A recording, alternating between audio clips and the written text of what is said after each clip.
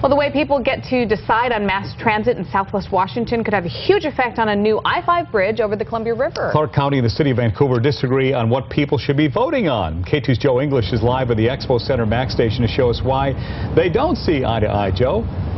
Well, Clark County wants people to decide on paying for buses and light rail as two separate issues. The city of Vancouver, at least the Vancouver City Council, doesn't want it that way.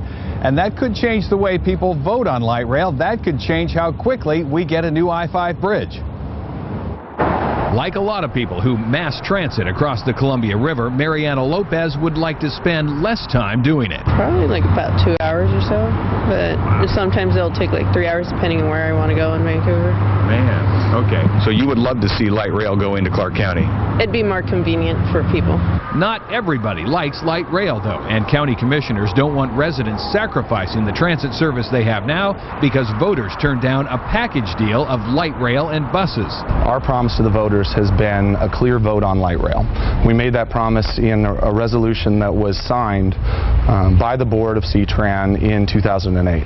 But at last night's Vancouver City Council meeting, the council decided almost unanimously that buses and trains are all part of the same system. C-Tran can be much more and should be much more in the way of public transit, and we want you as citizens to vote on a measure that encompasses all those different types of services. The C-Tran board decides how the vote goes to the public. If voters turn down funding a bus rail package, C-Tran could lose more than a third of its budget. Both the county and the city have people on the board and have veto power.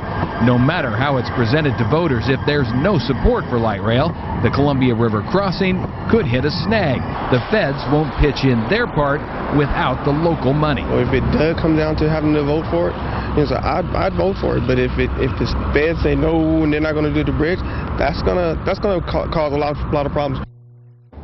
Well, here's another potential problem. One of the city council members on the C-Tran board is siding with the county, and that could take away the city's veto power. Now, the C-Tran board is meeting this evening to talk about the issue, but making a decision is not on tonight's agenda. We'll keep you updated on that decision when it comes around. Joe English, K2 News. Can't you just make them all get along over there, Joe? Huh? Make that happen. I've been trying for a long time. All right, Joe English, thank you, sir.